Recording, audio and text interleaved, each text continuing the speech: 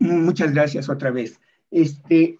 Como pueden, el título de mi presentación, como la ven ahí, es Toxinas marinas y biofísica molecular de canales iónicos. Mi intención, obviamente mi interacción con el Instituto de Ciencias del Mar y Inmunología ha sido desde mi campo de trabajo, que siempre ha sido desde que me inicié en la licenciatura, diría yo, en canales iónicos, pero en este caso probando toxinas de origen marino. ¿Por qué toxinas de origen marino? Porque en los últimos 10 años, ya tal vez un poco menos, se han cobrado enorme interés para varios grupos, sobre todo en los Estados Unidos y en Australia, para varios grupos el efecto de las toxinas marinas sobre canales iónicos, ya que son importantes agentes farmacológicos y se utilizan entonces como herramientas farmacológicas para averiguar, para estudiar la estructura molecular y funcional y molecular de los canales iónicos. Y además se han vuelto también muy importantes en la medida que, dado que son extraordinariamente activas y extraordinariamente selectivas para canales iónicos, se les ha estado buscando entre ellas posibles medicamentos y este tipo de actividad ha sido muy favorecida en la industria farmacéutica y biotecnológica, a la cual, como mencionó Denise, pertenecí en algún tiempo cuando radiqué en los Estados Unidos, pues, y de ahí surgió mi interés por desarrollarlo ahora en el Laboratorio Nacional de Canalopatías. Y de hecho, ya que menciono el Laboratorio Nacional de Canalopatías, cuya sede es el Instituto de Fisiología Celular, les especifico que la gran mayoría de lo que van a ver en esta presentación, en tanto resultados experimentales, se han llevado a cabo y aún se llevan a cabo en este laboratorio nacional. De hecho, esta primera figura, esta primera fotografía, quiero mostrar una parte del Laboratorio Nacional de Canalopatías para que tengan una idea de cómo se efectúa este tipo de análisis de canales iónicos, pues, y el efecto de distintas sustancias. Lo que estamos buscando ahí es encontrar distintas sustancias que sean activas sobre canales iónicos. Lo que ven aquí es esta parte, la parte de los aparatos electrofisiológicos. Tenemos dos de estos sistemas de registro de patch clamp, o sea, de electrofisiología de patch clamp. En un momento explicaré un poco de lo que se trata este tipo de tecnología.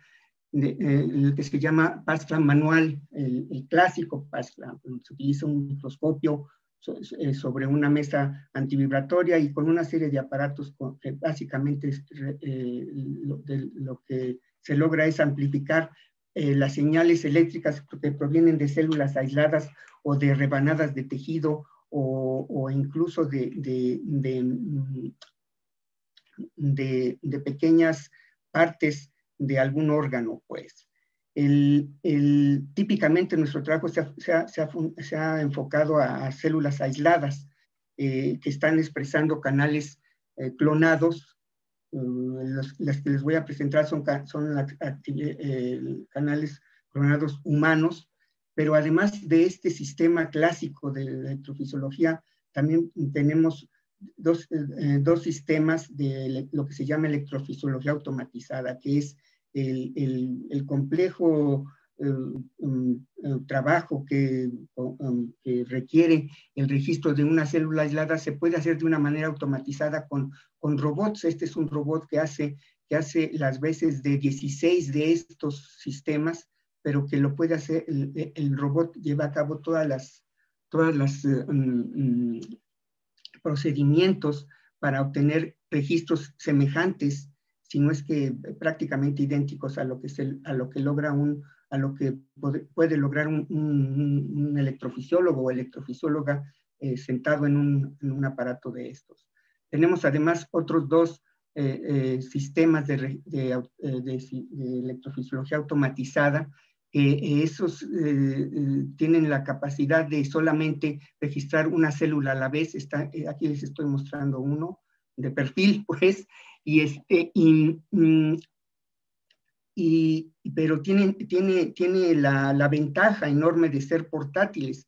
Entonces, ya ha habido planes de llevar alguno de estos aparatos portátiles de patch clamp automatizado específicamente a la unidad académica de Puerto Morelos, de lo cual les mencionaré, les presentaré uno de los trabajos que se han estado haciendo en colaboración con la doctora Judith Sánchez allá en Puerto Morelos.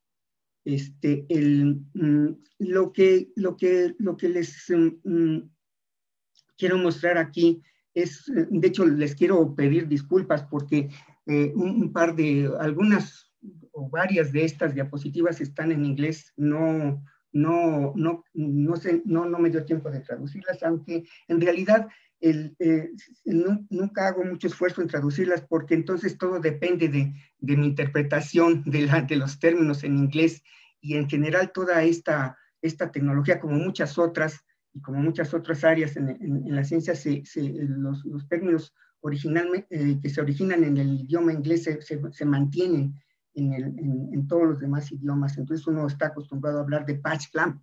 Patch clamp, esa técnica electrofisiológica que fue inventada, literalmente inventada en 1981, que fue el primer trabajo publicado ya completo, y que se mostraba toda esta tecnología, apareció en 1981 por un grupo alemán, y los dirigentes de este grupo, Neher y Sackmann, recibieron el premio Nobel por esta invención de esta técnica.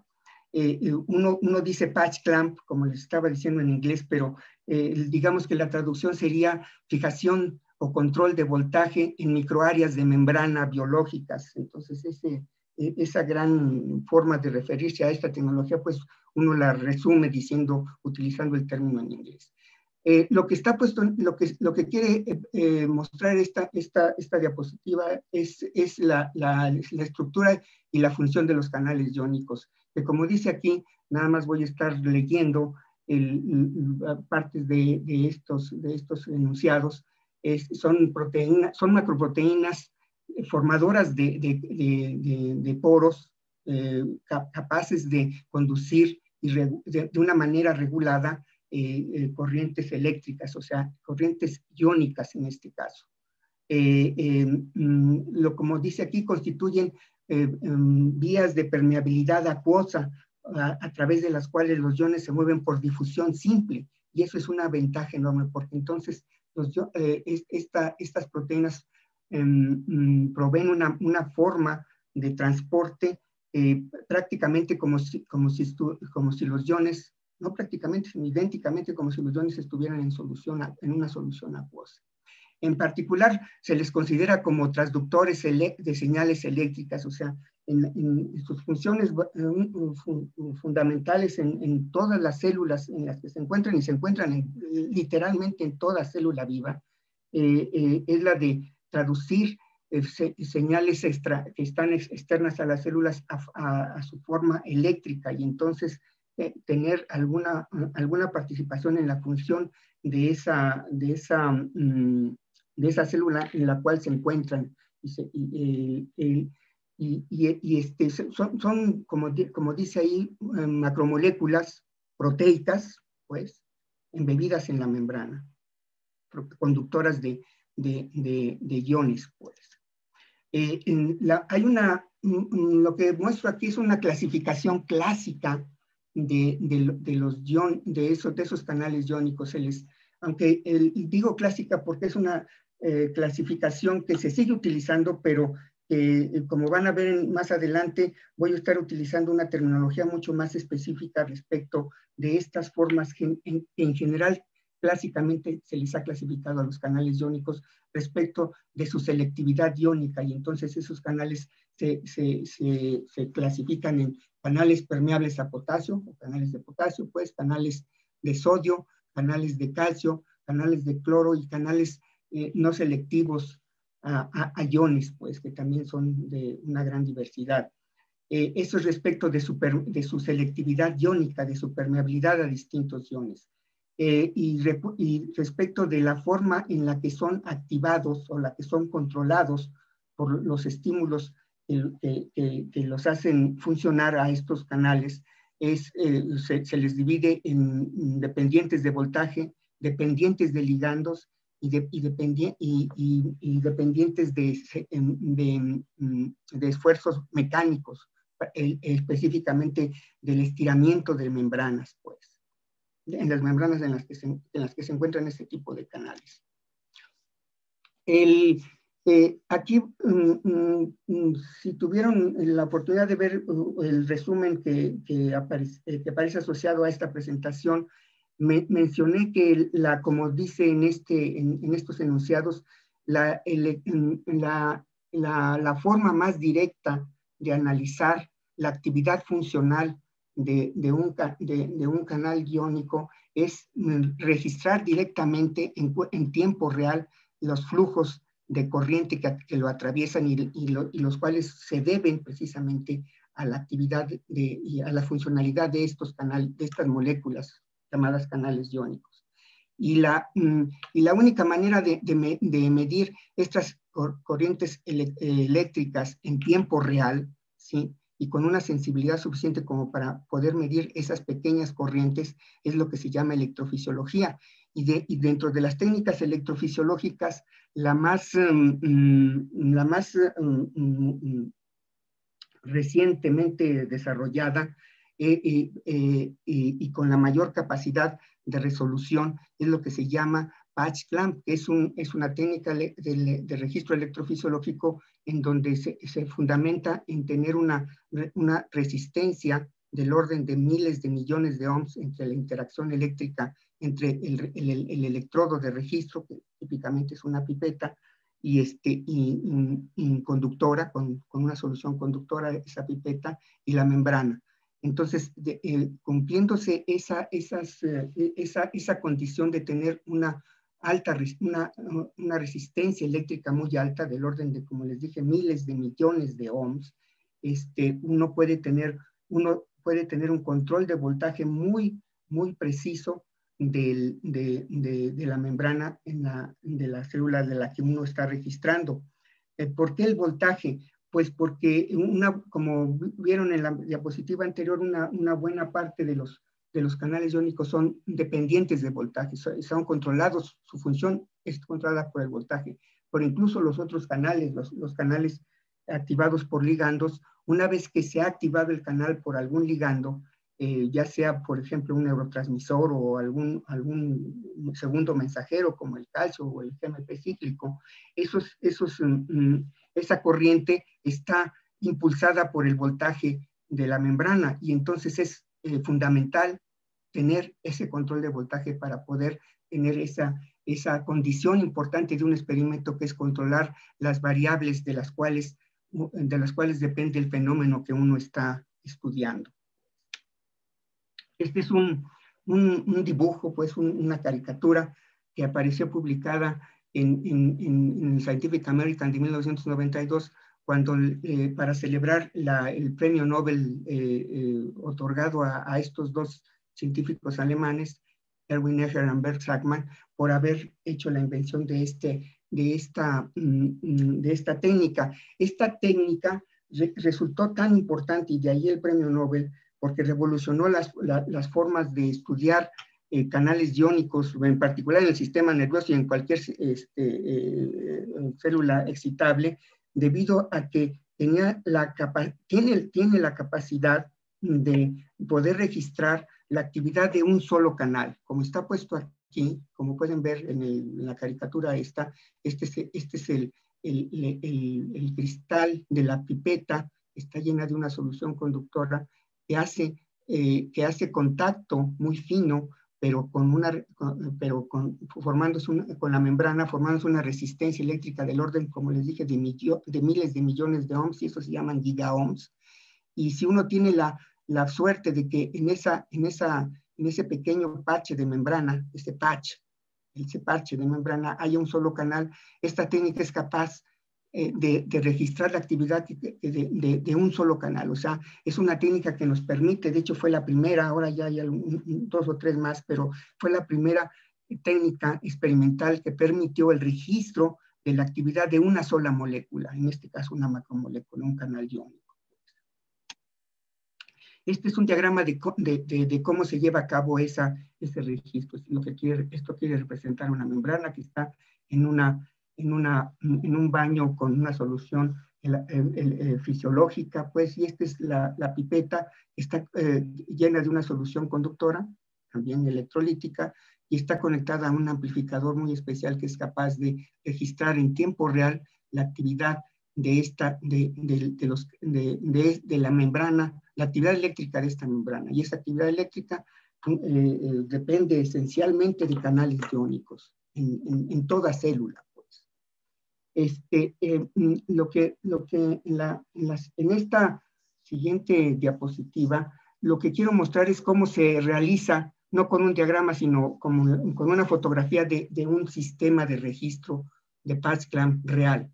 Es el que tenemos, los que tienen los laboratorios que se dedican a este tipo de estudios. Lo que ven aquí es un microscopio, pues, o sea, es claro, aquí está el microscopio, todo esto está montado en una mesa antivibratoria, básicamente todo el microscopio y todo lo demás que está asociado a él está flotando en el aire de manera de aislarlo mecánicamente del resto del universo, por decirlo de esa manera.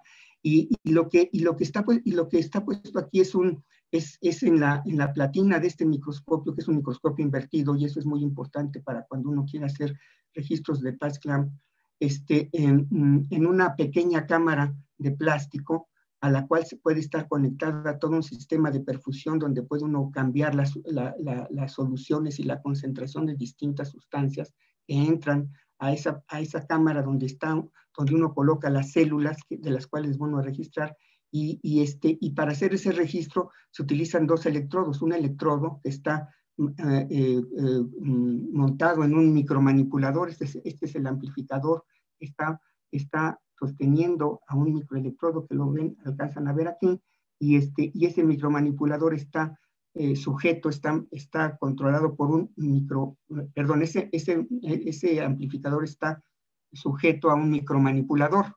Todo esto se vuelve micro, pues, o sea, hay un microscopio, un micromanipulador, un microelectrodo, y este otro electrodo es un electrodo que es el electrodo de referencia, el que está conectado al exterior celular. La siguiente es una vista más cercana de lo que les acabo de mostrar. Aquí está la entrada de las distintas soluciones provenientes del sistema de perfusión, la salida de esas soluciones que están siendo intercambiadas en esta pequeña cámara donde se encuentran las células. Tal vez alcancen a ver aquí el electrodo, donde se hace que bajo control visual uno escoge la célula de la cual uno va a registrar, y todo se registra a través de este microelectrodo con el amplificador que empieza a funcionar aquí, pero que está conectado a todo un sistema de amplificación controlado por un software dentro de una computadora. Pues. Esto, como les mencioné hace un momento, es para darles una idea de la forma, una idea realista de cómo se lleva a cabo esto, más allá de presentarles los diagramas que les voy a seguir presentando ahora, con los registros obtenidos típicamente con un sistema de este estilo. Pues.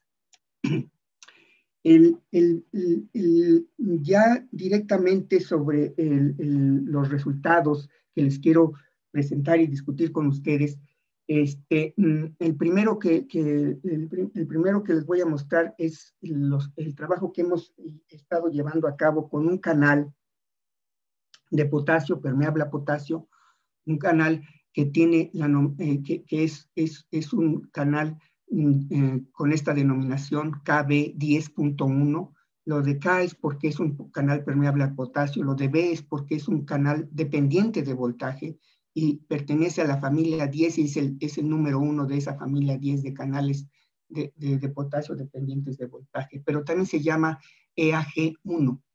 Con esos dos nombres se le puede encontrar en la literatura. Este canal fue originalmente clonado y expresado por un grupo en Alemania dirigido por el doctor Walter Stummer.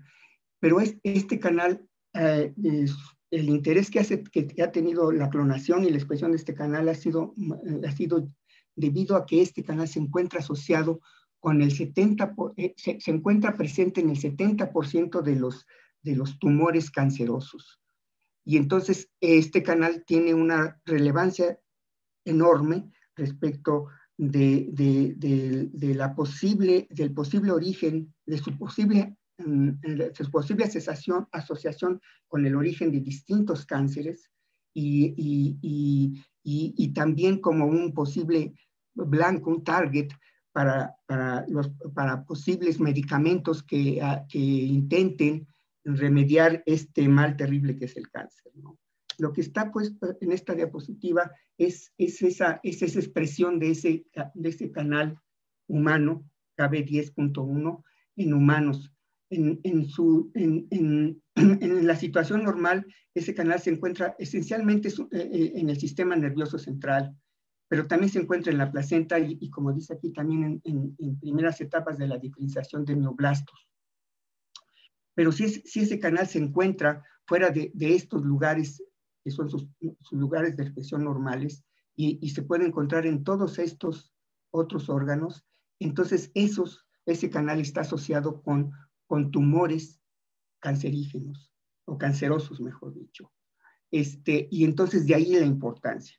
De ahí la importancia para muchos, en realidad muchísimos grupos de estudio, grupos de trabajo académico en distintas instituciones académicas, pero también el objeto de gran estudio en distintas instituciones privadas, esencialmente compañías farmacéuticas y biotecnológicas, que lo que intentan es encontrar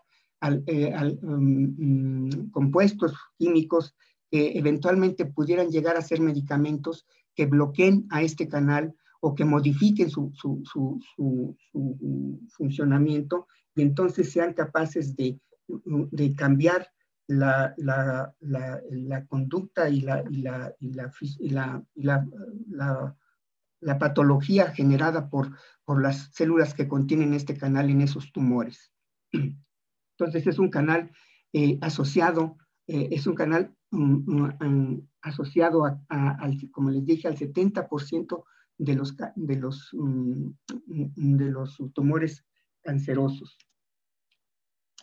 Este canal, dada su importancia, desde la fundación de nuestro Laboratorio Nacional de Canalopatías en el 2015, nos interesó también entrar en la búsqueda de posibles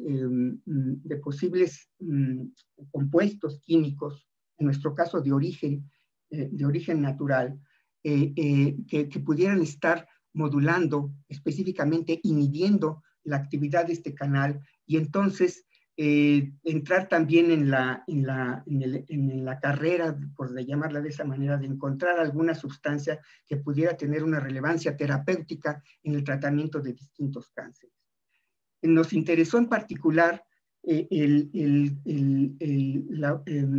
enfocarnos en toxinas polipeptídicas de origen animal, no solamente de origen de animales terrestres. En este caso buscamos también, empezamos a trabajar con venenos, con fracciones polipeptídicas provenientes de venenos de escorpión, de escorpiones, de arañas y de serpientes, sino también, como les dije, mi interés personal era también dedicarnos a probar sustancias, particularmente toxinas polipeptídicas provenientes de animales marinos. Y el primero que empezamos a trabajar fue el veneno,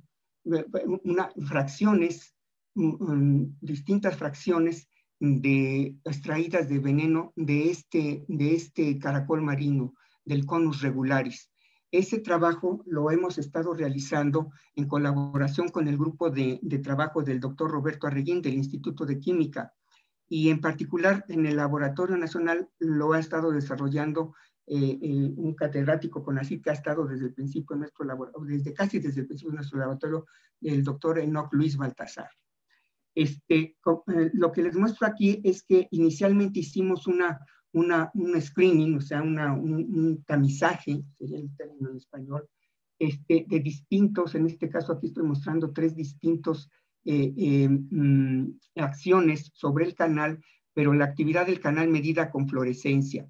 O sea, la entrada de un ion permeable a este canal, como es un canal de potasio, lo que se hace es utilizar el ion talio, que es un ion que no tenemos normalmente en las células, como el indicador de la actividad de este canal de potasio. ¿Por qué? Porque los canales de potasio son enormemente permeables también al ion talio.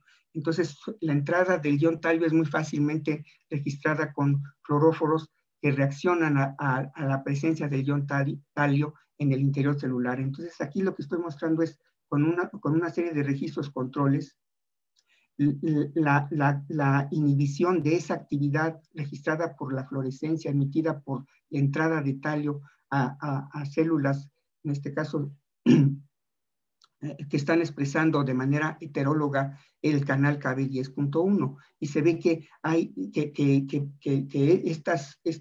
estos 2 compuestos tienen esta actividad de inhibición de esa entrada del ion talio, que indica la inhibición de la actividad del canal de potasio KB10.1.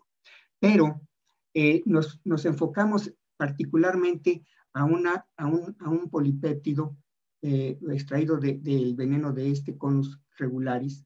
Y aquí les muestro la separación por HPLC de este compuesto que está constituido, este es el pico que originalmente llamábamos CR1, pero este CR1 ahora las publicaciones que hemos hecho es con una terminología más apropiada para este tipo de toxinas polipeptídicas, y entonces se llama RS27A, y este es el pico correspondiente a ese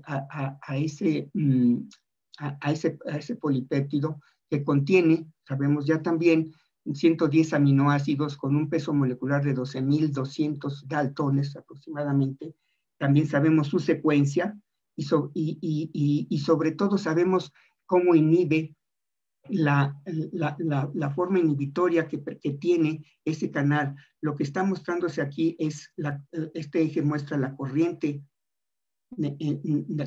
a través de estas células que están expresando heterólogamente este canal. Es una línea celular, es una línea celular de células HEK, Human Kidney Cells, o sea, HEK, pues, y la presencia de este polipéptido a una concentración de 1 nanomolar inhibe prácticamente toda la corriente que atraviesa por esos canales iónicos. Para probar que esa inhibición es una inhibición específica de ese canal de potasio, lo que utilizamos después de la recuperación es una inhibición mediante un compuesto que se sabe es un compuesto básicamente específico para este canal, que es el mimefradil, a una concentración de 10 micromolar. Y se ve que sí hay una inhibición de esa misma corriente, de ese mismo canal entonces, y que hay cierta recuperación. Como ven, la acción del polipéptido proveniente de este veneno es una acción mucho más rápida y es una recuperación completa. Lo que está puesto en esta gráfica es, digamos, el primer paso de mostrar cuantitativamente ese efecto sobre esta corriente. Lo que se grafica aquí es la corriente en función del voltaje. Recuerden que el voltaje para este canal es la variable de la cual depende, es la cual lo abre y lo cierra a este canal. Y entonces lo que se ve aquí es que frente la relación de corriente en función de voltaje tiene esta forma en su situación control. En la presencia del polipéptido se inhibe de una manera importante. En la presencia del inhibidor específico también, o sea, esto prueba que estamos trabajando se está haciendo un efecto específico sobre ese canal. Y aquí lo que se grafica aquí en esta gráfica de barras es precisamente la situación control y la situación en la que el polipéptido y el mifradil están equivalentemente inhibiendo esa corriente. Lo que se muestra aquí también es una gráfica no solamente de la corriente en función del voltaje como está aquí, sino de la conductancia, en este caso normalizada, o sea, una medida de la permeabilidad, es la medida eléctrica de la permeabilidad a través de ese canal, y se ve que en relación al voltaje tiene una franca inhibición de ese canal. Lo que está puesto en la última parte de este grupo de figuras es una relación de dosis-respuesta, o sea, de dosis-efecto o concentración-efecto, si se quiere, porque aquí está un eje de concentración y el % de la inhibición que se tiene. Y la variable o el coeficiente que se utiliza para caracterizar este efecto de inhibición es lo que se llama el IC50, el coeficiente de inhibición al 50%, y tiene un valor de 6 picomolar, o sea que con una concentración de 6 picomolar se alcanza el 50% de la inhibición total de la actividad de este canal. Esto lo hace presentarse a este polipéptido, CR1, proveniente les repito, del veneno de Conus regularis, como un inhibidor con una enorme potencia. Este IC50 evidencia una gran potencia y evidentemente una gran selectividad sobre este canal iónico. Esto resume pues el trabajo que se ha hecho respecto de este canal oncogénico humano, respecto de su inhibición por parte de este polipéptido proveniente del veneno de Conus regularis. Lo que está puesto aquí es nada más para probar que las soluciones que uno utiliza, los vehículos que uno utiliza para hacer esos experimentos, no tienen efecto cuando el polipéptido no está presente. O sea, esto es para probar que el efecto es un efecto específico. Aquí lo que se tiene de nuevo es una relación, una curva de corriente en función del voltaje, y se ve que el control y las soluciones utilizadas sin la presencia del polipéptido no tienen ningún efecto. Y para ser más rigurosos en cuanto a la especificidad de este efecto inhibitorio, lo que hicimos fue inactivar al polipéptido mediante sonicación, mediante calentamiento a 70 grados centígrados, y las dos procedimientos hacen que el polipéptido pierda su actividad. O sea, aquí ven que en la presencia del ese polipéptido ya no hay esa inhibición, a pesar de que en presencia del inhibidor específico mibefradil sí hay inhibición, ¿sí? Y esto nada más es para probar también, para mostrar también que esa inactivación del polipéptido no hace perder el efecto inhibitorio sobre la corriente en una gráfica de corriente en función de voltaje y en una gráfica de barras donde se ve que no hay un efecto. Eso es respecto de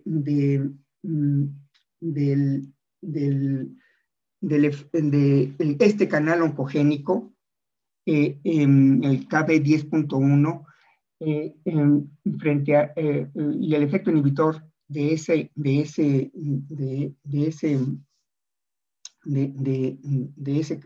veneno de ese caracol marino, pues.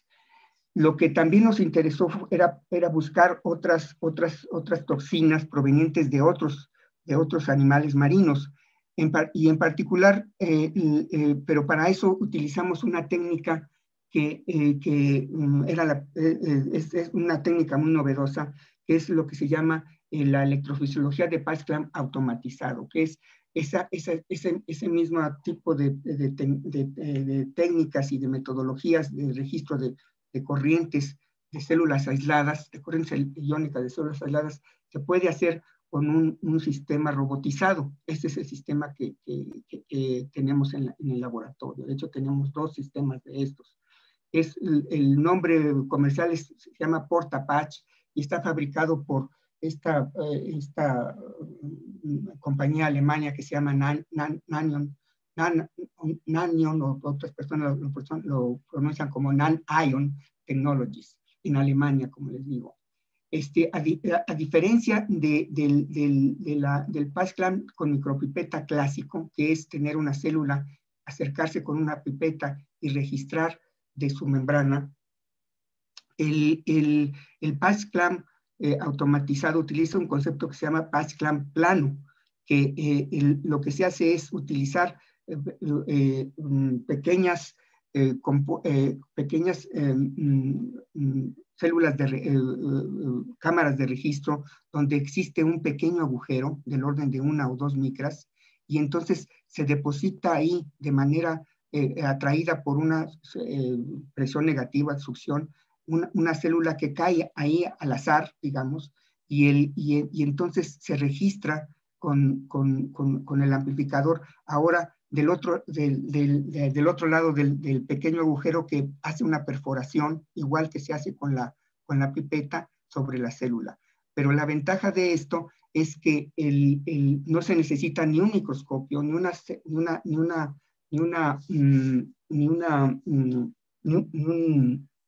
una mesa antivibratoria.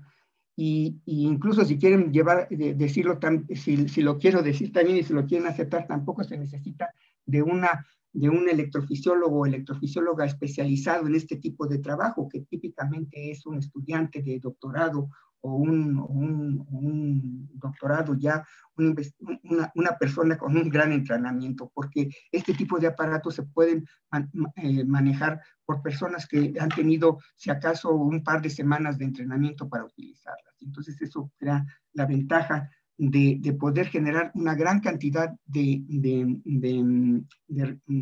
datos, de resultados, sin la necesidad de un sistema tan complejo como un sistema clásico de registro, y de una persona tan especializada en ese tipo de técnicas. Esto lo único que quiere mostrar es que el número de publicaciones de Paz-Clamp automatizado ha ido creciendo desde su invención en el 2002. En el 2002 se creó el primer aparato, apareció comercialmente el primer aparato de electrofisiología de Paz-Clamp automatizada, y en una publicación, en una revisión que publiqué en el 2015, mostré que había un crecimiento exponencial de ese número de publicaciones. Lo curioso es que un alumno de licenciatura que está haciendo una tesis bibliográfica sobre este tema de PASCLAM automatizado, lo que encuentra es que después del 2014, ese crecimiento exponencial deja de serlo, y entonces sigue siendo un crecimiento, pero ahora lineal, si es que, o sea, sigue creciendo, pero con esa no gran intensidad, como típicamente crece el número de publicaciones cuando hay una nueva tecnología en uso, en este caso comercial y académico también.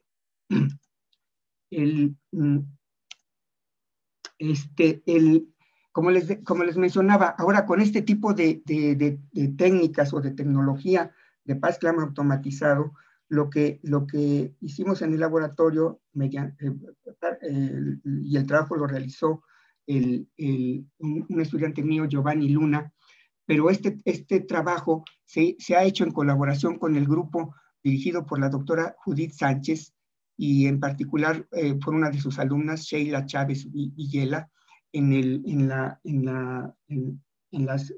sede de Puerto Morelos. Lo que está puesto aquí de nuevo son corrientes de ese mismo canal, el canal de potasio asociado con cánceres, pero aquí lo que se ha realizado en este trabajo o en este proyecto es tener aislado, como se muestra aquí, una fracción polipeptídica de una anémona de Lebrunia danae. Esta captura y estudio y análisis químico y aislamiento químico, todo ha sido realizado por el grupo de la doctora Judith Sánchez en Puerto Morelos.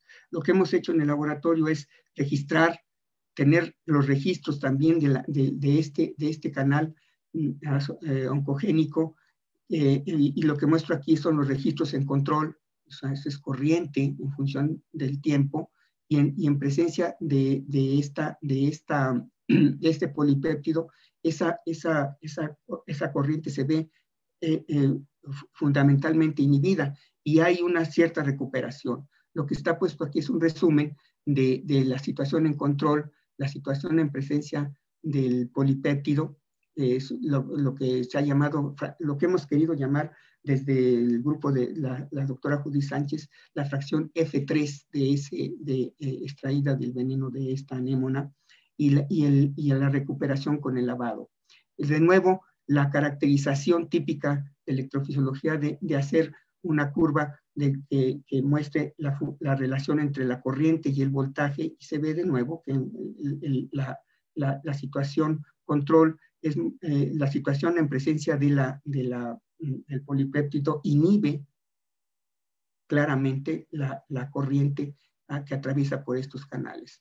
Lo que está puesto aquí es como ven, es una gráfica de la dosis de la toxina, la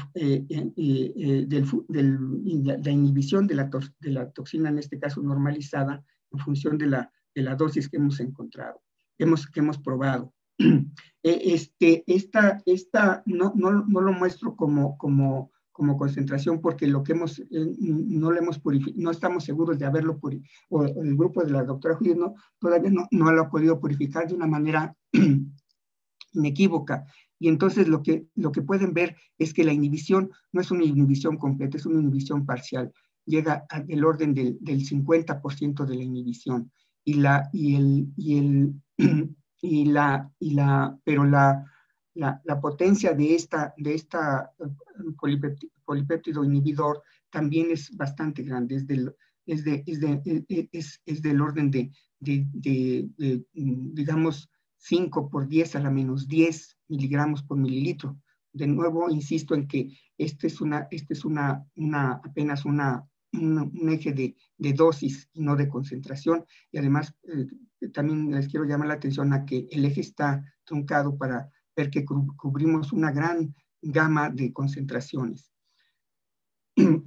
Esto también, de nuevo, con esto quiero enfatizar la asociación que hemos tenido con los grupos de trabajo en el Instituto de Ciencias del Mar y Limnología, probando estas toxinas de origen marino sobre estos canales iónicos en particular sobre este canal iónico con esta gran relevancia terapéutica. Lo que en la última parte de mi presentación, lo que quiero es abordar el tema que está enunciado en el título de la presentación, que es la biología, como dice el título, las toxinas marinas y la biofísica molecular de canales iónicos, porque lo que hemos visto hasta ahora es lo que en electrofisiología se llama registro de corrientes macroscópicas, aunque esas corrientes son bastante microscópicas, muy pequeñas, del orden de unos cientos de picoamps, o sea, un picoamp es 10 a la menos 12 amperios, y para que se den una más o menos idea de lo que es un picoamperio, bueno, con decirles 10 a la menos 12, obviamente tienen alguna claridad, pero cualquiera de sus computadoras, las laptops en particular, trabajan con el orden de 4 amperios de corriente, y lo que pasa por un solo canal iónico típicamente es del orden de unos cuantos picoamperios, o sea, unos cuantos 10 a la menos 12 amperios. Pues. En ese sentido, cuando uno quiere averiguar las propiedades biofísicas moleculares de un canal, entonces uno trata de registrar la actividad de un solo canal, o sea, la identidad de canal único que se llama. ¿Por qué? Porque entonces uno puede proponer uno puede proponer un mecanismo específico de lo que le está pasando al canal en la situación experimental a la que uno lo está exponiendo. Lo que está puesto aquí son 2 ejemplos del mismo canal. Ese es un canal de potasio también, que se llama un canal que rectifica hacia adentro, o sea que es un canal de potasio que deja pasar más fácilmente, deja entrar más fácilmente el potasio que lo deja salir, lo cual es contrario a su gradiente electroquímico, pero precisamente esta es la característica de este canal. Es un canal también clonado a humanos. Lo que les estoy presentando así son registros de ese canal, de un solo canal. ¿Sí? En este caso es un solo canal para una hiperpolarización, o sea, una polarización de la membrana de menos 100 milivoltios. Lo que está sucediendo aquí es que el canal, de estar cerrado, esta parte se abre y deja entrar potasio.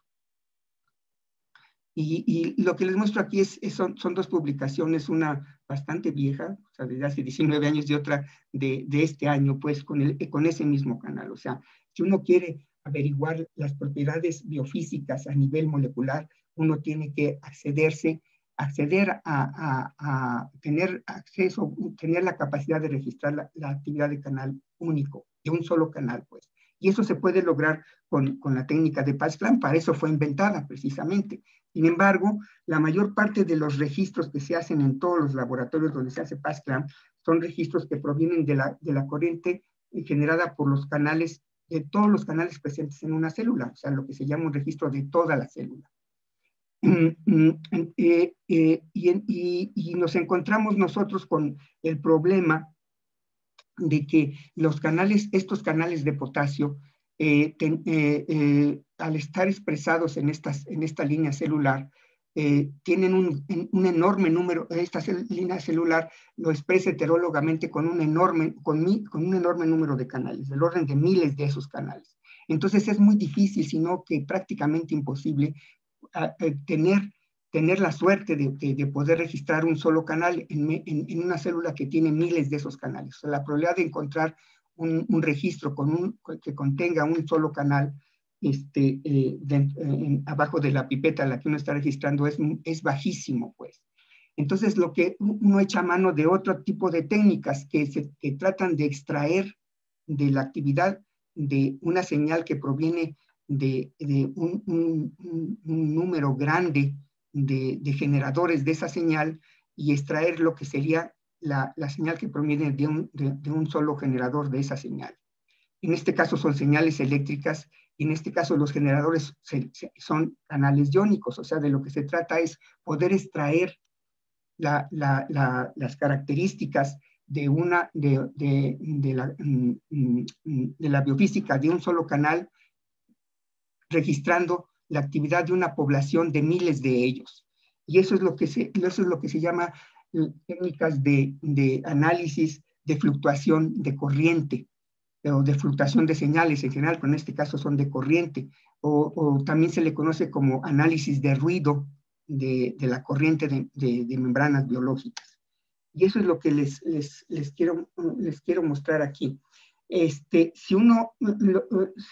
ponen atención a este registro, verán que con un pulso de voltaje de estas características, estos son 50 milisegundos, estos son 50 milivoltios, este canal, que es un canal, en este caso nada más lo quiero utilizar para poner el ejemplo de cómo se utilizan este tipo de técnicas de análisis. Ven que mientras más, este canal es un canal presente en fotorreceptores de vertebrados, y se activa por GMP cíclico, y aquí los registros que se tienen aquí es como al aumentar la concentración de GMP cíclico desde no tener GMP cíclico hasta tener 800 micromolar de GMP cíclico, la corriente aumenta para ese mismo pulso de voltaje. Pero esa corriente varía de manera distinta, o sea, no hay una pequeñísima variación en ausencia del GMP cíclico, pero al aumentar aumentando la concentración, las variaciones en la corriente aumentan, pero después disminuyen. Entonces, si uno grafica la varianza, o sea, una medida de la variación, que sería la varianza de este registro, de cada uno de estos registros, uno se encuentra con este tipo de conducta. O sea, este es un eje de varianza, y este es un eje de la concentración de la corriente dependiente de GMP cíclico en picoamperes, ¿sí? Entonces, este es la cantidad de corriente, y esto es la varianza de cada uno de esos registros. Y lo que ven es que hay un comportamiento, como se muestra aquí, de que la varianza parte de ser muy pequeña, prácticamente cero, en ausencia de GMP cíclico, y va aumentando en la medida que aumenta la corriente hasta llegar a un máximo y después disminuye.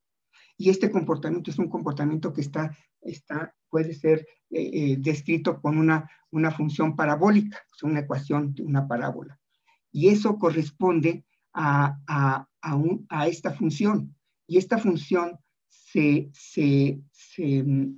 obtiene de analizar el sistema desde el punto de vista de su corriente macroscópica y su varianza en una distribución binomial. O sea, ¿por qué? Porque uno asume que estos canales que están generando esta corriente solamente tienen dos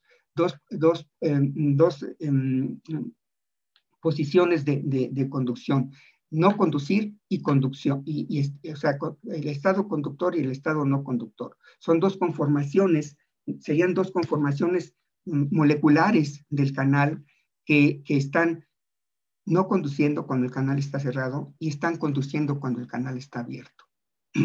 Y esa corriente macroscópica es esta ahí, y esa tiene que ser igual a la corriente de cada una, que atraviesa cada uno de estos canales, por el número de canales, por la probabilidad de que se abra esos canales. Y entonces, si uno manipula esta relación para la corriente macroscópica, o sea, de toda la célula, y la varianza de esa corriente, lo que llega uno a esta relación parabólica, que es precisamente la que describe el comportamiento real de esa población de canales. Pero entonces uno puede extraer de este análisis matemático, ¿sí?, con esta ecuación, el valor de la corriente de un solo canal, y el valor del número de canales y la probabilidad de que se abran esos canales. Entonces tiene acceso a las propiedades biofísicas de un solo canal, y entonces uno tiene acceso a las propiedades biofísicas las propiedades biofísicas moleculares de ese tipo de canales. Y entonces uno puede, a lo que lo lleva, la importancia de todo eso es que uno lo lleva a tener la capacidad de proponer un modo de acción, un mecanismo de acción de lo que está sucediendo con los canales a nivel molecular en las situaciones experimentales a las que uno los expone a esos canales. Esto que les acabo de describir se llama análisis de varianza, precisamente porque se analiza la varianza en función de la amplitud de la corriente.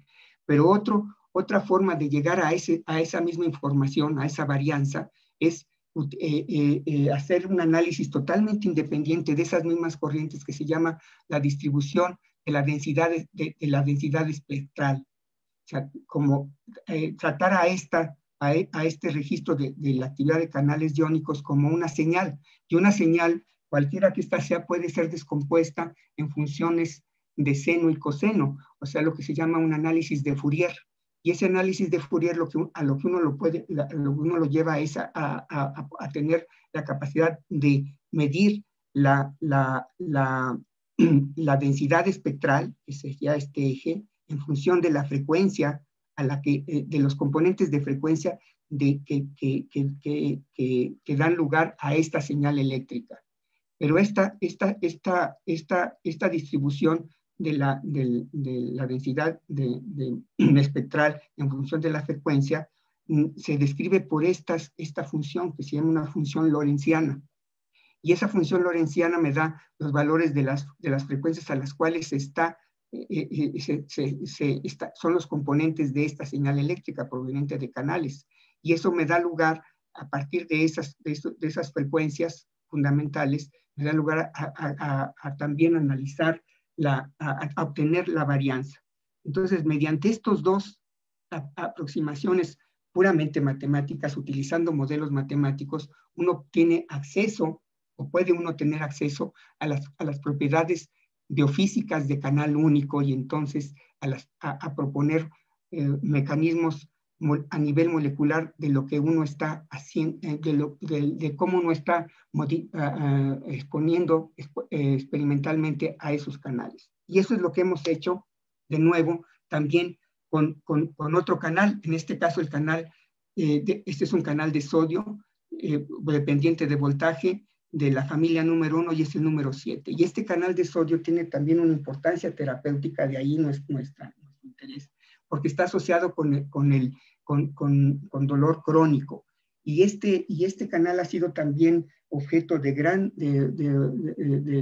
estudio de un número importante de grupos académicos en distintas instituciones académicas, universidades en este caso, pero también un número importante de grupos de investigadores en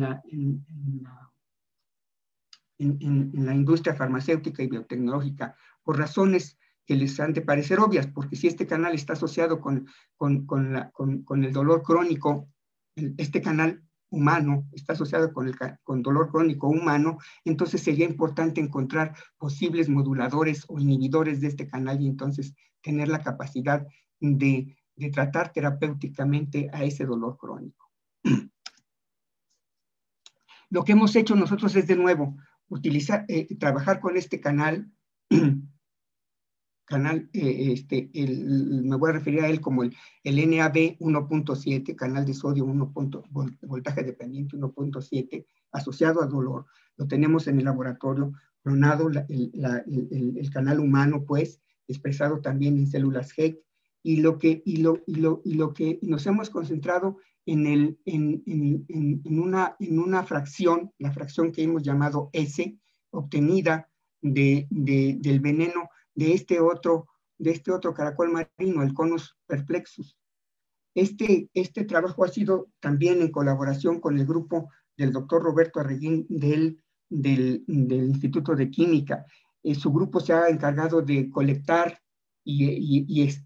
colectar el veneno de estos caracoles, que los colectan del Pacífico, de las costas del Pacífico mexicano, de las costas de Sonora, y aislarlo por técnicas de HPLC, y entonces este pico que hasta ahora se ha podido obtener, probarlo sobre estas corrientes de este canal. Este canal es un canal de sodio, entonces genera estas corrientes entrantes, este tipo de corrientes que son mucho más rápidas, Vean, estos son 3 milisegundos, y estos son 500 picoamperes, o sea, 0.5 nanoamperes.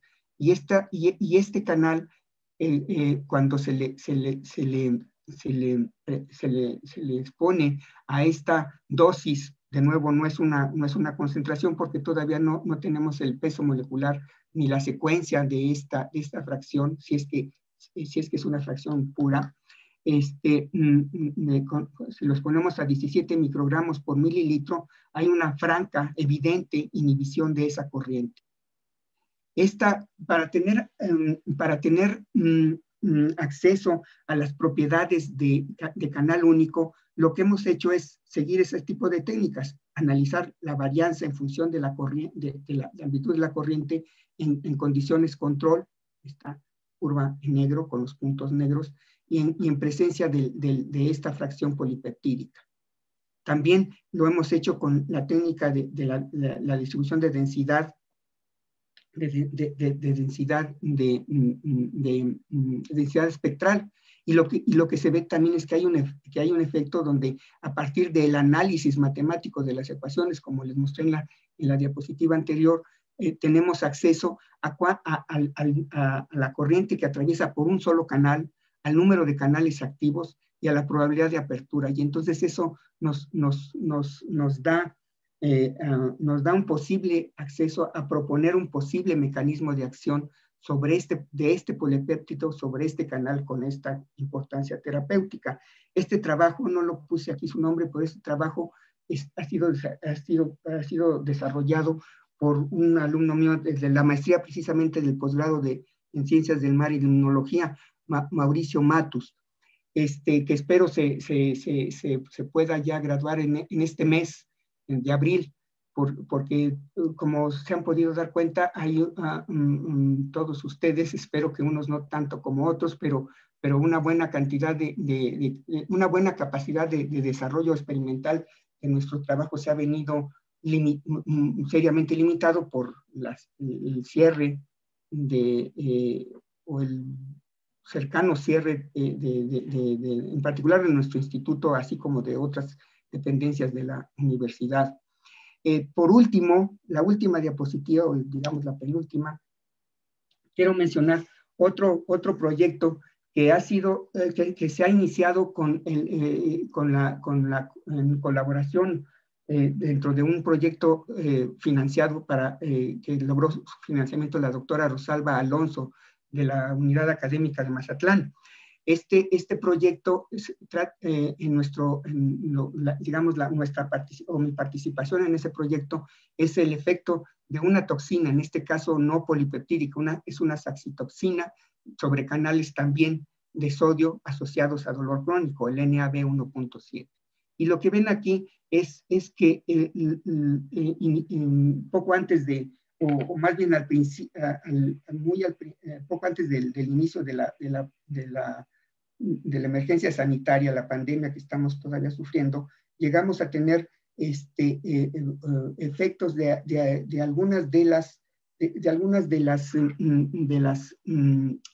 fracciones aisladas por el grupo de la doctora Rosalba Alonso sobre este canal de sodio. Aquí lo que ven es que en situación, esto es para probar que este canal es inhibido por esta toxina muy específica que se conoce desde hace más de 70 años, sí, 70 años más o menos, que inhibe específicamente canales de sodio, este tipo de canales, pues.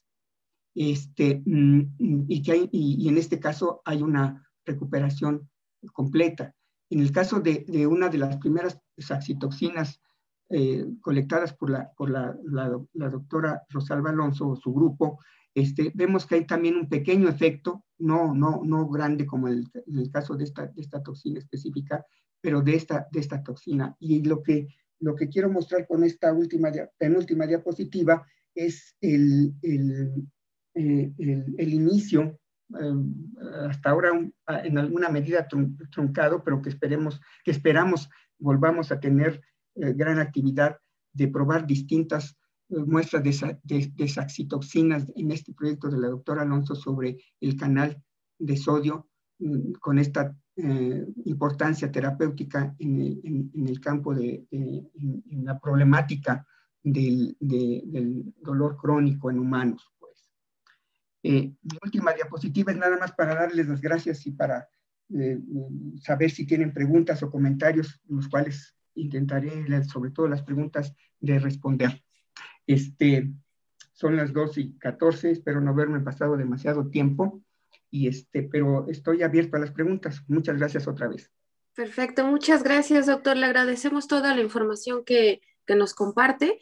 Ya tenemos una serie de preguntas. Entonces, comencemos con una del chat, porque esas nos llegaron desde hace ratito, doc, y luego nos pasamos a las manitas levantadas, porque también ya hay algunas.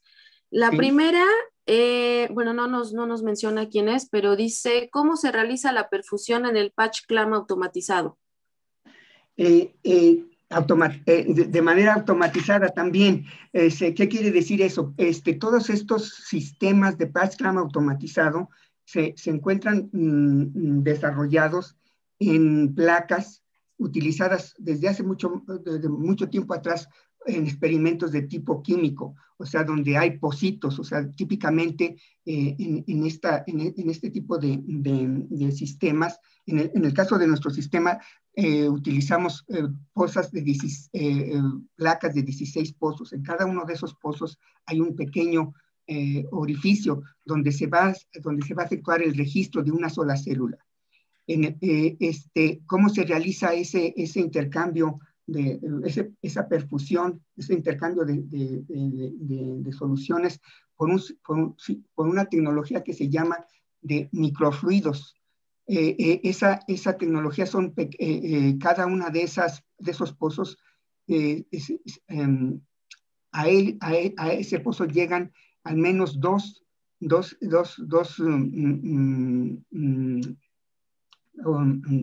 tubos, porque en última instancia son tubos de unas cuantas micras de diámetro, a través de las cuales se lleva a cabo la perfusión de entrada y de salida a cada uno de esos pozos donde se está haciendo cada uno de esos registros.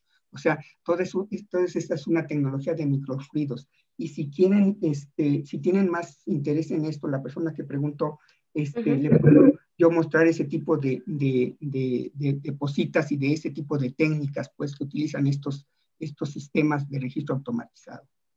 Ok, perfecto. Hablando de eso, doctor, justo hay algún micrófono abierto por ahí. Tenemos en la pantalla los datos del doctor también para que se puedan poner en contacto y también entrar al laboratorio de canalopatías y conocer más al respecto. Gracias, doctor, por la respuesta. Pasamos a micrófono, por favor, ingeniero. Me parece que el maestro Ronquillo quería preguntar algo. Sí, vamos a darle el micrófono al maestro Ronquillo. ¿Nos escucha? Sí, muchas gracias. Adelante, maestro. Sí. Sí. Muchas gracias, doctor. Muchas gracias por su presentación, muy interesante.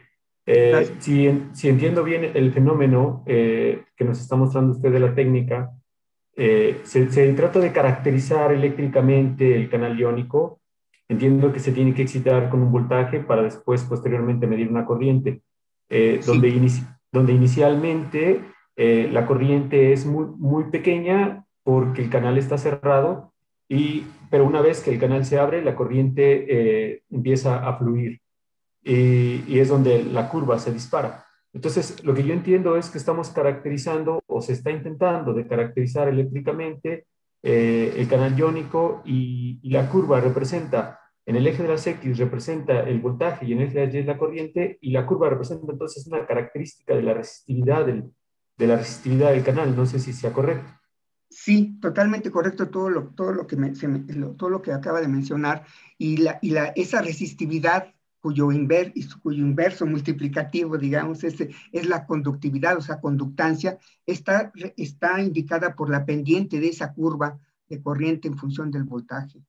O sea, es una relación que en el caso de que les mostré, en el caso del canal de potasio, el canal de sodio, es una relación no lineal. Entonces la pendiente va cambiando, y eso quiere decir que la resistividad, o su inverso, la conductividad del canal, y para ser más propios, la conductancia de ese canal va a estar cambiando en función del voltaje, pues. Entonces, sí, esa primera caracterización electrofisiológica que se realiza mediante una curva que relaciona la corriente con el voltaje, su pendiente está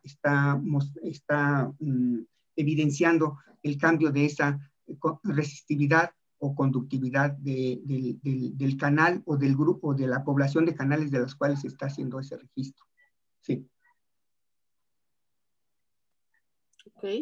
No sé si respondí o quisiera agregar más detalles. Sí, tengo una pregunta más, perdón. Es que Adelante. cerré el micrófono y después ya no me permitían. La segunda pregunta es la parte del el modelado eléctrico. En un principio se me hace sencillo tener nada más un modelo eléctrico con el voltaje, la corriente y la resistencia, pero en alguna de las diapositivas vi que también entra la capacitancia. Entonces, cuando ya entra la capacitancia, el modelado eléctrico del canal iónico, ya con la capacitancia, o incluso podríamos considerar también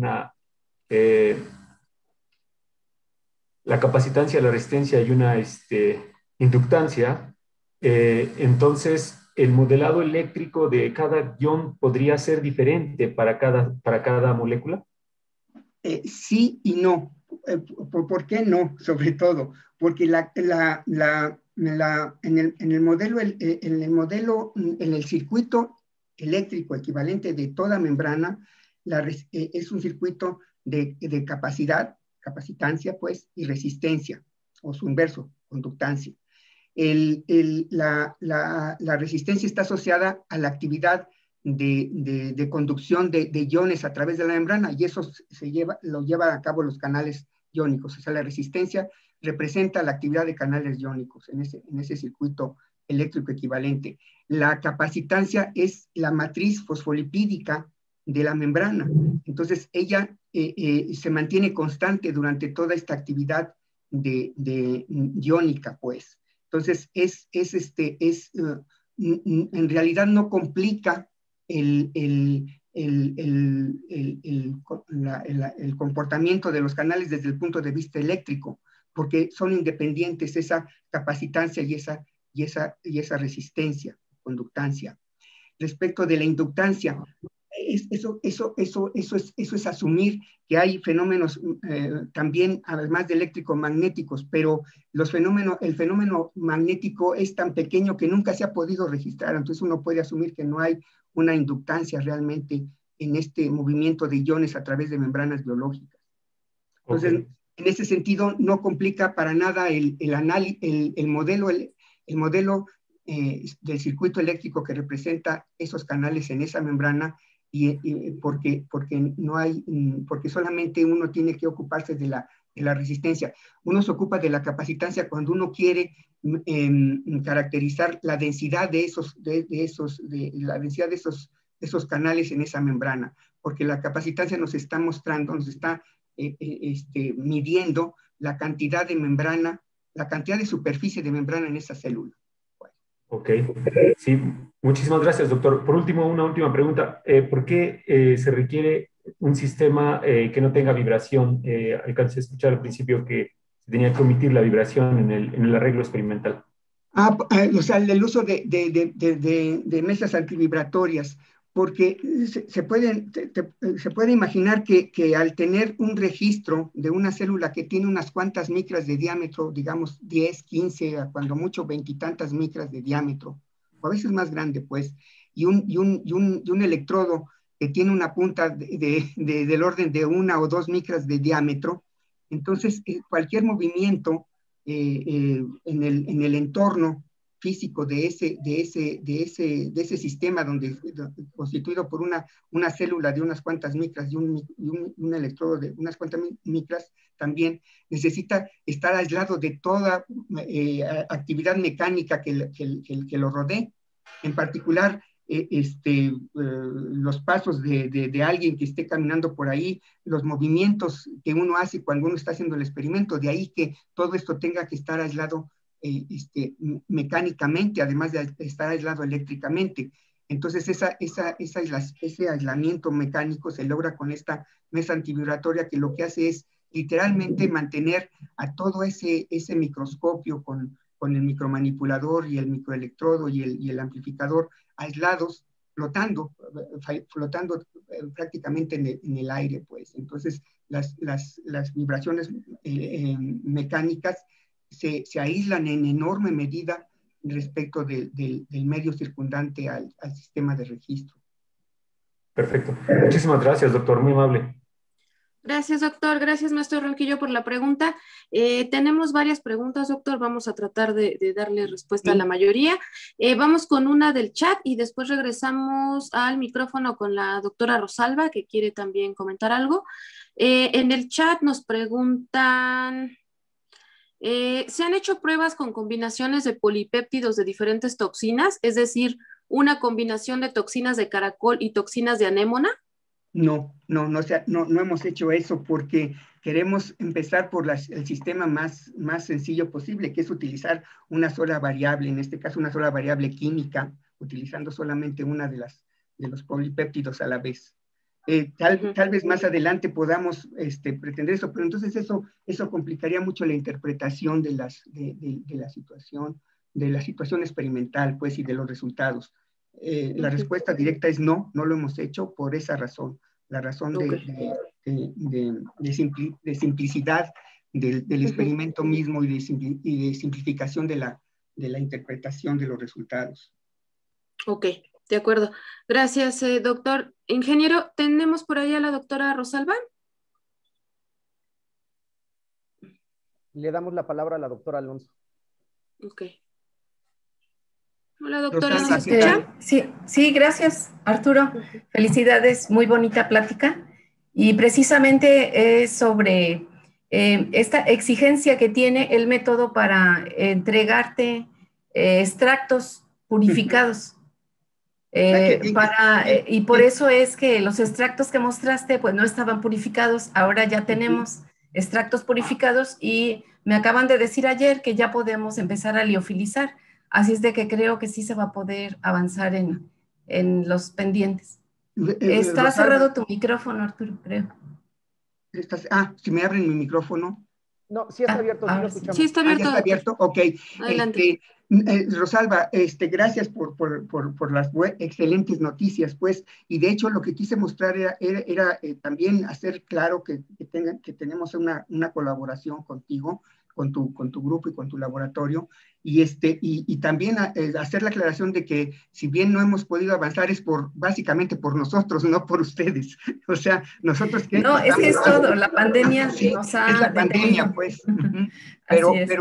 Pero por eso quise mostrar eso, que por resultados que tú ya conocías, pues, desde hace meses, de que tenemos ya el sistema avanzando y listo para seguir recibiendo más muestras y avanzar en el análisis del posible efecto de las oxitocinas. Así es. Sobre este canal tan importante terapéuticamente, pues. La pregunta, Arturo, es, entendí bien que el lavado es para corroborar que el efecto sobre la célula, sobre la membrana, ¿es verdadero? No exactamente, porque muchas veces, sobre todo con toxinas polipeptídicas, el lavado no se logra porque siempre es por dos razones. Una, porque se pegue a otras partes que no es el canal, por ejemplo, la membrana, las partes fosfolipídicas u otras proteínas también. Y la otra razón es porque hay una unión más perdurable entre la toxina y el canal mismo. Entonces muchas veces la toxina permanece ahí y es muy difícil extraerla de su interacción con el canal por el simple hecho de estar perfundiendo ahora con la solución control, pues. O sea, eso siempre es un problema de interpretación y un problema experimental que uno trata de resolver de alguna u otra forma en el sentido de no obtener un lavado completo, o sea, un restablecimiento de la amplitud de la corriente o de las características originales de la corriente. pero no es para corroborar. Para corroborar se utilizan, por ejemplo, les mostré unos experimentos donde además de utilizar una sustancia novedosa, como todos estos polipéptidos, porque nunca se habían probado sobre estos canales, uno utiliza bloqueadores específicos, de los cuales su acción ya se conoce desde un tiempo atrás y se tiene bien caracterizado. En el caso del canal de potasio, el mimefradil, y en el caso del canal de sodio para los experimentos con tu sagitoxina, la tetrodotoxina, que se sabe desde hace 60, 70 años que es específica de estos de canales de sodio, pues, dependientes de voltaje. Muy bien, muchas gracias. Felicidades, Arturo. Gracias, Rosalba. ¿Hay más preguntas? Sí, hay más preguntas, doctor. Ya nada más seguimos con dos. Hay otra permítame. Bueno, también una felicitación de la doctora Judith. La doctora Judith Sánchez dice felicitaciones al doctor Picones y a su grupo de trabajo. Yo la felicito a ella por estar por la colaboración con nosotros, pues. Y Alexei dice, ¿el canal NAB 1.7 se encuentra en células periféricas o solo en SNC? El NAB 1.7, o sea, el canal de sodio, ese se encuentra en el sistema nervioso periférico, básicamente, ¿sí? ¿Por qué? Porque se sobreexpresa precisamente en terminales, en células, en axones que conducen dolor, o sea, axones de tipo C, si bien recuerdo, y que son los más delgados.